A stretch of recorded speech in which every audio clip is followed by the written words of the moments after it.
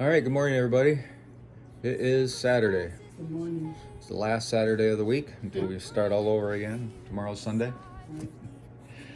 All right, that book there. Today's another parallel, and Jesus heals many people. We're going to start in Matthew chapter 15, starting at verse 29. Jesus returned to the Sea of Galilee and climbed a hill and sat down. A vast crowd brought to him people who were lame, blind, crippled, those who couldn't speak, and many others.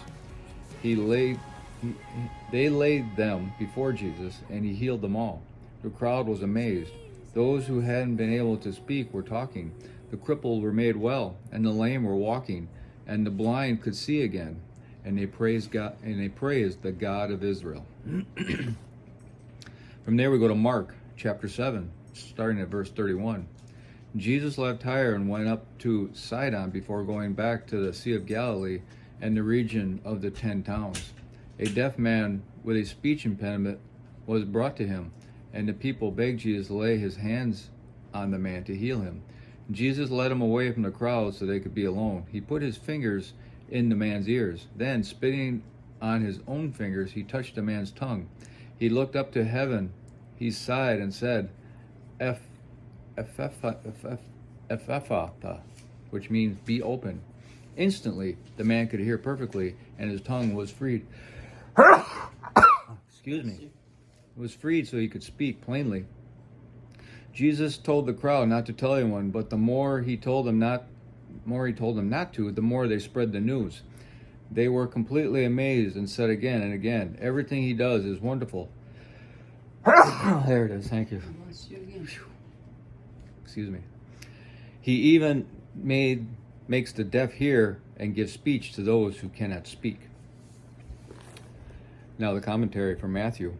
Jesus healed all who were brought to him. Jesus is still able to heal people who are suffering physically, emotionally, and spiritually, and we can be the ones who bring suffering people to him. Whom do you know that needs Christ's healing touch? You can bring them to Jesus through prayer or through explaining to them the reason for the hope you have. And that's in 1 Peter chapter 3, verse 15. Then let Christ do the healing. And now the commentary for Mark. When Jesus said, "Be open," he used language that this deaf man would understand. The healing message was personal and unique. Whoever thought spittle might be the conduit of a miracle. If there is only one means of witness in your church, sermons for instance, many people likely will not hear. Churches need lots of different methods to meet diverse needs. Let musicians play, singers sing, actors act, and writers write. Let each creative Christian tell a story. Jesus used spit and mud. Surely we can find windows to the minds and hearts of people as well. You know, a lot of people would consider spit and mud inferior to other methods. Mm-hmm. And they maybe not like spit and mud. Right. But that's what God used. Yep. If God is leading someone to use the talents that God gave them, Mm-hmm. they shouldn't be diminished or looked down on or, I don't like that style, so let's not have it here. Yeah. It should be a variety to accommodate everybody. Yeah. But, yes, that's true. But there also needs to be a balance. We can't just let any whim of anybody to do anything at all times. So there needs to be a balance, just because you might send the wrong message. Some people may not understand as well of what they're trying to portray or accomplish. And so they may need, not necessarily just to say no, but just to maybe coach or something like that. I agree. Into but I don't refining I just don't think that somebody's gift, or a God-given gift, or a God-given message mm-hmm. that's biblical, yeah, of course, biblically sound, should be halted or prevented from being.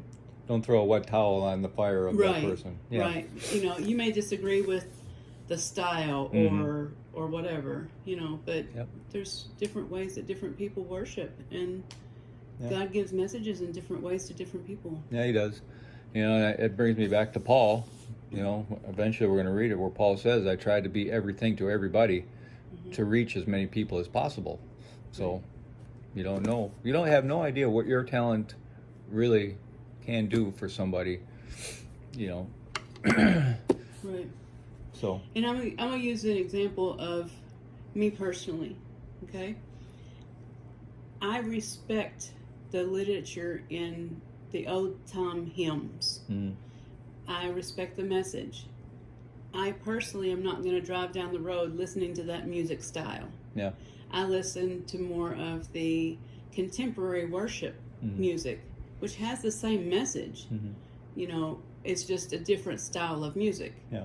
And I think that whenever I go to church, the people that do the music at the church in the hymn style have wonderful voices, amazing musical abilities in instruments, and I respect their God-given gift, and I love listening to them do that.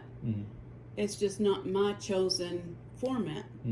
Whereas my chosen format is not their chosen format, but that doesn't mean either one of them are bad. No.